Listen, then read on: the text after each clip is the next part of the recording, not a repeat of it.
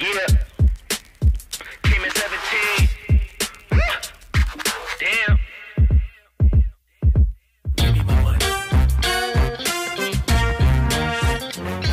Assalamualaikum warahmatullahi wabarakatuh, Dok. Waalaikumsalam warahmatullahi wabarakatuh. Baik, Dr. Abdul Aziz Amin lengkapnya. Jadi beliau ini adalah merupakan dokter, bisa dikata dokter paling senior lah di Kolaka. Nah, Dok,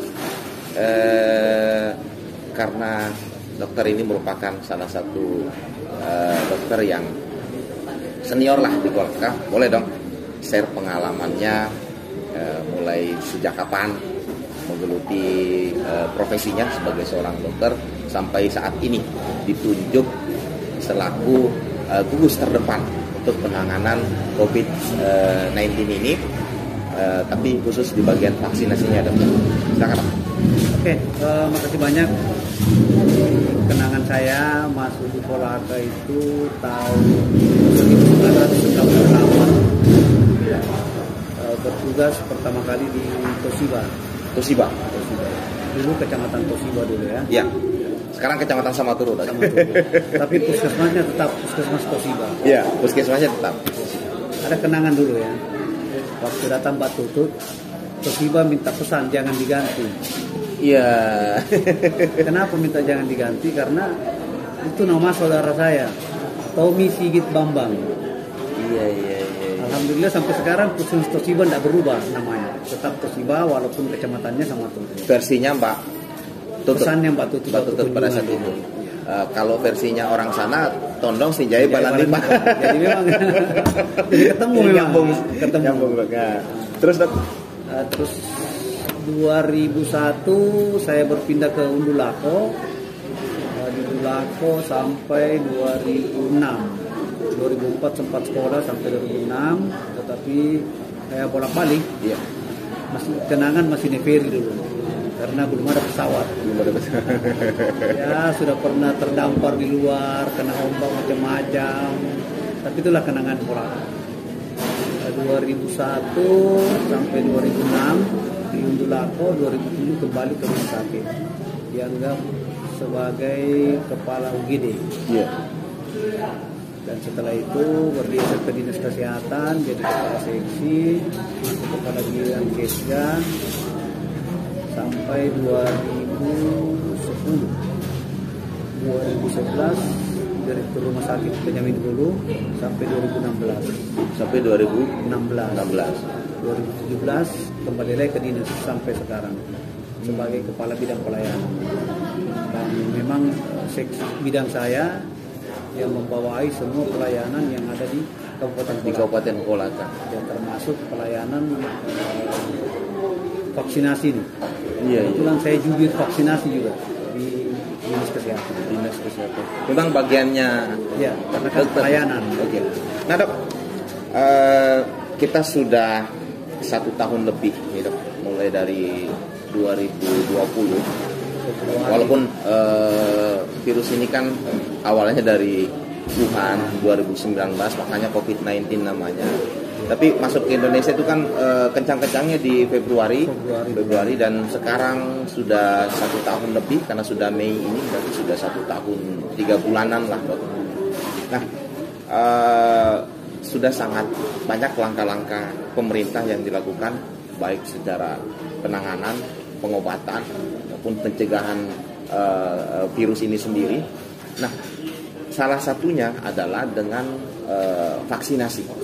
Nah, inilah bagian Pak Dokter sendiri. Nah, Dokter, di garda terdepan vaksinasi itu awalnya gimana tuh? Apa memang ditunjuk langsung atau seperti apa? Ya, jadi karena tugas saya memang ditunjuk oleh kepala dinas sebagai jubir juga. Dan memang tupoksi saya, pelayanan. Nah, kalau di rumah sakit itu penanganan untuk COVID ini sendiri itu memang ada beberapa bagian tuh. Selain vaksinasi itu ada apa lagi? Ya, jadi memang kita bagi di sini vaksinasi dengan COVID. Ya, ada COVID sendiri, itu jubirnya Dr. Muhammad Aris, dan saya yang menangani vaksinasinya. Baik, Dok, bicara vaksin. Ini pertama kali masuk di Kolaka kan virus corona ini bulan 2 Februari 2020. Vaksinnya kapan? Februari 2021. Februari setahun setelah ini. Nah, sudah ada berapa jenis vaksin dok yang masuk? Yang masuk itu yang dominan masih Sinovac. Kalau Astra, ada Astra masuk cuma 4 vial aja. 4 vial, 2 vial itu untuk 20 orang sudah dipakai, tetapi kita pakai untuk Polri. Karena memang instruksi dari Kapolda 4 vial ini khusus untuk Polri. Iya. Tetapi sebagian besar Polri juga pakai Sinovac. Ya. Banyak yang mempertanyakan sebenarnya fungsi vaksin ini apa sih? Karena ada juga beberapa masyarakat yang notabene-nya kurang percaya dengan istilah vaksin ini. Emang vaksin ini ya bedanya dengan obat apa sih dok? Vaksin ini penyuntikannya dimasukkan virus yang telah dilemahkan atau dimatikan untuk membuat antibodi di dalam tubuh. Antibodi. Artinya sama dengan kita cerita awam aja ya. Iya. Sama dengan membentuk suatu polisi di dalam tubuh. Oh, di dalam kota itu kita punya polisi. Nah, kalau virus itu masuk, maka dihadapilah dengan polisinya kita ini. iya. Itu cerita anunya ini. Cerita awamnya ya, Iya. supaya bisa dimengerti. Betul. Itu kita, lebih bisa dimengerti iya, dong kalau bisa dimengerti. Artinya kita melatih polisi, melatih polisi agar bisa bertahan kalau ada musuh masuk. Ini COVID-19 ini ibaratnya musuh. Iya, betul. Dia masuk ke Kolaka misalnya. Iya. Nah, di sini kita punya pertahanan karena kita punya polisi. Tembakanlah dia, yang mana menang. Nah, kalau untuk kriteria orang yang divaksin, dok, misalkan si A ini sudah pernah kena COVID, dia sudah pernah positif tapi sembuh. Kemudian si B ini belum pernah sama sekali terserang atau belum pernah terjangkit virus apapun. Apakah dua-duanya ini layak untuk divaksin atau yang sudah pernah kena ini sudah tidak layak lagi untuk divaksin? Jadi semua harus divaksin. Semua, baik yang terkena maupun yang belum terkena. kan ada yang mantan, ya. Maksudnya sudah terkena. Saya salah satunya mantan. Oh begitu dong. Oh begitu. Ya. Ada juga yang sementara Ya. dan ada yang belum. Ya. Nah, ini semua bisa. Semua bisa. Kalau yang sementara ditunda dulu. Sementara ditunda dulu sampai dia pulih. Pengobatannya pulih, baru kita vaksin. Baru divaksin. Kalau mantan ya, saya mantan COVID juga. Oh, Tempat dirawat di rumah sakit UNAS Makassar. itu bulan Oktober. Masih tingkat ketakutan pada saat itu masih sudah menurun. Ya, sudah menurun karena puncak ketakutan orang terhadap COVID itu kan di Maret, April, Mei. Kesininya sudah ini karena mungkin banyak juga yang pada saat kena terus sembuh, ini yang membuat masyarakat melihat COVID ini tidak terlalu berbahaya ternyata. Tetapi ketika melihat lagi kondisi yang di media sosial, di TV, apa semua kasus besar-besaran terjadi, ini lagi yang membuat masyarakat kembali takut. Jadi memang tidak boleh terlalu panik dan juga tidak boleh terlalu dipandang enteng. Nah, untuk tahapan vaksinasi ini sendiri emang ada beberapa tahapan dok, atau memang satu kali vaksin sudah? Jadi vaksinasi punya syarat dulu ya. Sebelum kita divaksin, yaitu berumur ya. 18 sampai awalnya sampai 59 ya. Terus penelitian berlanjut, lansia udah bisa 60 ke atas sudah bisa. Oh begitu ya. Sampai sekarang kita udah vaksin Pak Bupati yang 62 tahun dan lansia yang kita vaksin juga sudah 650 orang. 650 orang yang sudah divaksin. Itu vaksin pertama, vaksin kedua sudah 500. Oh berarti memang vaksin ini hanya 2 tahap tuh? 2 tahap. 2 tahap. Yang pertama vaksinasi pertama dan vaksinasi kedua. Nah, kalau untuk bicara warga Kabupaten Kolaka, presentasinya sampai saat ini dok, yang sudah divaksin pertama itu sudah kira-kira sudah mencapai berapa persen? Kalau di laporan akhir aplikasi Kemarin kita wawancara dengan Kapolda itu 85,53% untuk kolaka. Dan alhamdulillah kolaka yang teratas vaksinasi. Untuk vaksinasinya. Untuk tahap 1 Untuk tahap 1, 2 dan 2. Kalau termasuk lansia, kita Termasuk yang lansia. terbanyak di vaksinasi di kolaka. Begitu. Dan alhamdulillah sejak diadakan vaksinasi di Kabupaten Kolaka Februari sampai sekarang ya kasus itu sangat menurun. Bahkan sekarang tinggal 2 orang Kolaka Iya. yang dirawat, satu di Batarmas dan satu di SBG. Kemarin ada bertahap ada tambahan 2, Iya. satu dari Konawe yang mau menyeberang lewat feri, Betul. itu kita simpan di Sikim. Tadi ada lagi dari Raha mau menyeberang lewat feri, Iya. kita antigen positif, langsung kita Langsung kirim ke Sikim. dikirim ke Sikim. Jadi saya pesan kepada khususnya warga yang mau lewat Kabupaten Kolaka, sebaiknya periksa dulu. Karena kalau kita dapati di Kasihan, sini Dok. Betul. tidak ada ampun. Betul. Karena saya sudah siapkan itu 80 tempat tidur untuk orang yang terkonfirmasi Konfirmasi. Di Sikim. di Sikim. Sekarang 2, tetapi orang luar semua yang masuk. Jarak dari vaksin pertama ke vaksin kedua yang secara umum. Ya, yang awalnya itu untuk 18 sampai 59 tahun Iya. itu 14 hari, 14 hari. tetapi setelah penelitian memang belum terbentuk antibody full, Iya. maka dirubah menjadi 28 hari. 28 hari. Sama dengan lansia. Iya. Lansia juga kalau kita vaksin pertama tanggal 1, vaksin kedua 1 tambah 28 menjadi tanggal 29. Nah, Dok, di awal vaksin ini datang, ini kan lucu nih. Siap. Banyak masyarakat yang negatif, bahkan takut sekali untuk divaksin. Jadi biasanya untuk membuat masyarakat itu yakin, diberitakanlah atau diposting lah, karena kan sekarang orang kan melihat semua itu biasanya di media sosial. Pemerintah dulu, jadi orang semua ikut. Nah, bagaimana dokter ini dalam hal garda terdepan di proses di vaksinasi ini untuk ke masyarakat, memahamkan masyarakat biar semua mau divaksin. Jadi kita itu hari vaksin pertama ke Kabupaten Kolaka diadakan di rumah sakit, Iya. dan mengundang semua para pejabat. Jadi yang vaksin pertama itu hari karena Pak Bupati belum masuk, Iya. 62 tahun. Betul. Karena kita vaksin pertama itu di bawah 60 tahun. Di bawah 60 tahun. Jadi yang pertama kali divaksin di Kabupaten Kolaka itu Pak Dandim. Pak Dandi.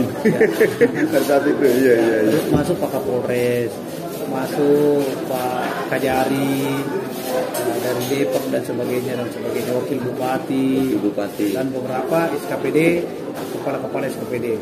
Akhirnya masyarakat mulai melihat bahwa para pejabat saja mau divaksin. Betul. Dari situlah akhirnya semua orang sudah melemah. Yang tadinya ngotot tidak mau divaksin, akhirnya pejabat saja sudah mau divaksin. Jelas, berarti ini tidak berbahaya. Iya. Nah, Dok, jaminan vaksin itu sendiri terhadap keberlangsungan kesehatan, apakah dengan divaksin itu orang sudah terjamin? Corona sudah tidak usah takut lagi dengan corona karena saya sudah divaksin. Itu gimana? Oke. Jadi vaksin itu ibaratnya payung. Ibaratnya payung. Kalau kita kena hujan rintik tidak basah. Hujan deras pun tidak basah. Tetapi ada namanya hujan angin. Iya. Itu basah, cuman sekitar celana aja yang basah. Iya.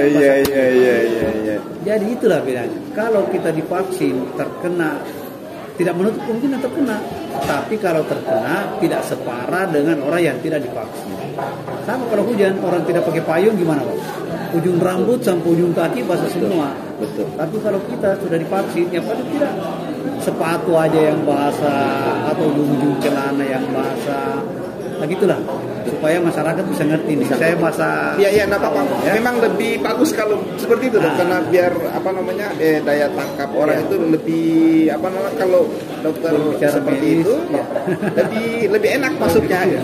Nah, tapi ada juga yang memberitakan ini ada dari beberapa yang kita dengar bahwa setelah divaksin malah game gitu, malah meninggal. Itu gimana ceritanya, Dok? Ya, Apakah memang kayak karena sudah ajalnya ataukah memang ada pengaruh dari vaksin ini sendiri terhadap kesehatan mungkin? ya, alhamdulillah khususnya kolaka ya. Ya. Khususnya kolaka tidak ada kasusnya. Oh, Dan di luar pun tidak ada kasusnya. tidak ada kasus ini. Jadi Tidak ada kasus yang Yang diberitakan? itu hoax. Semua ada di handphone saya. Kalau misalnya mau, kita kan ada namanya pikir, ada namanya binwil, ya persatuan semua apa-apa di situ. Kalau kita mau tanyakan silakan di situ langsung muncul semua jawabannya dari pusat memang. jadi semua hoax. Dok, dicicipin dulu. Ya. Jadi sekarang ini kita di RR Kopi, Dok. Nah, kebetulan kafe ini kayaknya baru launching, baru buka. Ownernya ngundang kita untuk podcast di sini. Saya terus terang jarang lewat sini karena kenapa? Jalannya yang kurang bagus saja. Berdebu, lubang-lubang. Betul. Jadi kalau kita lewat situ ya lewat pantai begitu. Jadi tadi Bang Ya, Asdar nelpon, Saya dari apa namanya? tapi sudah tahu kalau di sini. Sudah orang Kolaka. Oke, baik, Dok. Ini saya baca di medsos. Ini ada beberapa kutipan berita yang diteruskan berkali-kali di WhatsApp maupun di Facebook ini. Saya lihat ini. Waspada, varian baru yang ditemukan di India, B1617, memiliki gejala yang unik, tidak menimbulkan panas, tapi virus varian baru ini menyerang langsung ke paru-paru. Tes-tes yang ada, rapid, swab antigen maupun swab PCR, semua hasilnya itu negatif. Hanya LDCT, scan paru-paru yang bisa mendeteksi varian baru ini. Biasanya langsung sesak napas dan 1-2 hari meninggal dunia. Ini gimana, Bos? Hoax atau betul? Ya, ini kan kasus yang dari India, Pak. Ya. Kasus yang dari India yang pas ada acara itu pas di sungai apa namanya yang tempatnya orang India berkumpul ribuan orang Ya, akhirnya yang di Sungai Gangga itu. Sungai Gangga. Ya. Akhirnya muncul itu karena banyaknya orang, banyaknya virus. Terus saya katakan tadi virus itu bisa seperti ya menikah. Betul. Ya, kalaupun orang Indonesia kawin dengan orang Barat, ya matanya kadang-kadang ada yang coklat, ada yang biru, hidungnya mancung.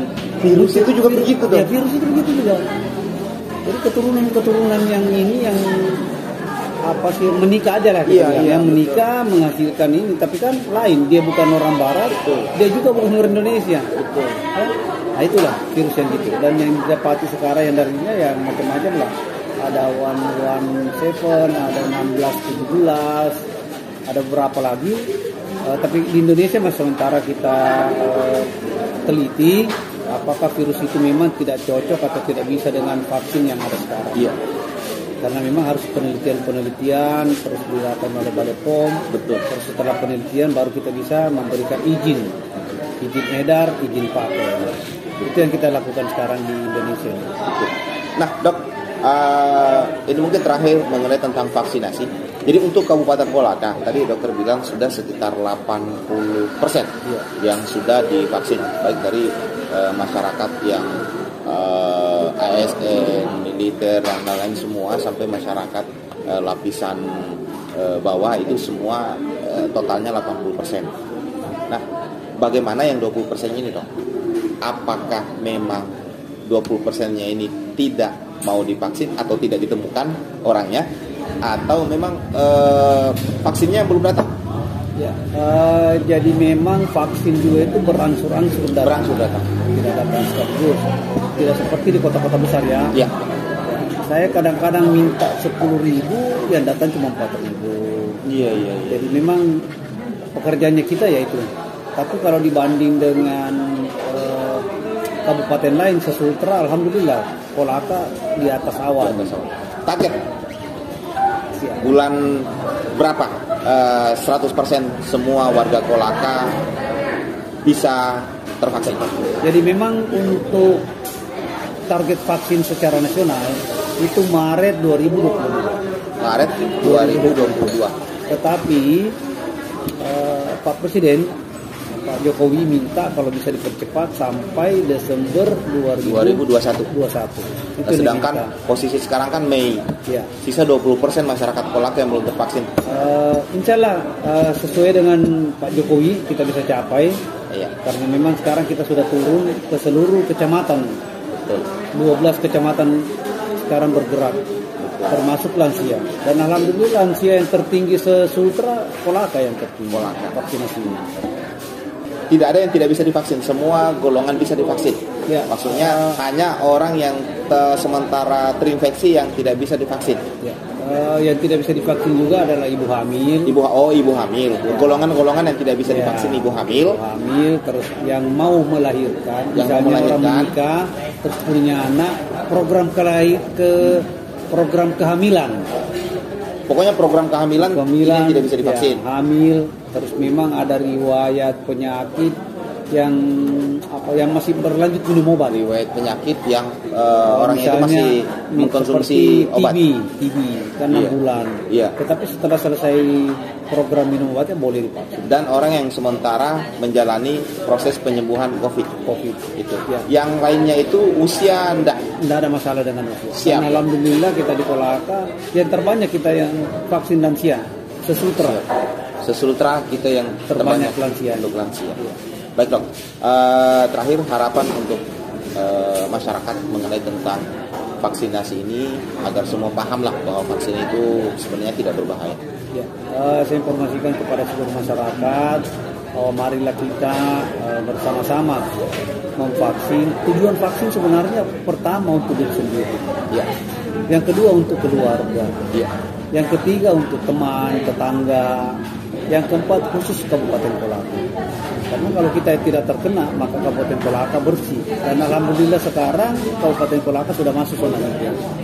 Masuk zona hijau. Hijau itu tidak ada lagi, di bawah dari 7 orang. Iya. Ya, alhamdulillah kita tinggal 2. Ya, kemarin ada tambahan 2 tapi pendatang bukan kita punya ya. Cuma memang kita rawat. Pesan juga kalau ada yang mau melewati Kolaka minta tolong periksalah sebelum masuk Kolaka. Karena kalau tiba di Kolaka kita tidak memberi ampun. Kita langsung masukkan ke SIGIM. Oke, baik, terima kasih banyak sudah mau berkunjung di Objek Bertanya, sudah mau meluangkan waktunya. Luar biasa nih dok. Kami doakan Pak Dokter semoga senantiasa disehatkan oleh Allah, kemudian senantiasa diberkahi. Baik dok, untuk menutup program ini, mari kita membaca hamdalah. Alhamdulillahirrabbilalamin. Semoga kita senantiasa dirahmati oleh Allah Subhanahu wa Ta'ala. Untuk teman-teman Objek Bertanya dimanapun berada, sekian obrolan saya bersama dengan Dr. Abdul Aziz yang akrab disapa dengan Dr. Aji. Wabillahi taufiq wal hidayah. Assalamualaikum warahmatullahi wabarakatuh. Waalaikumsalam warahmatullahi wabarakatuh.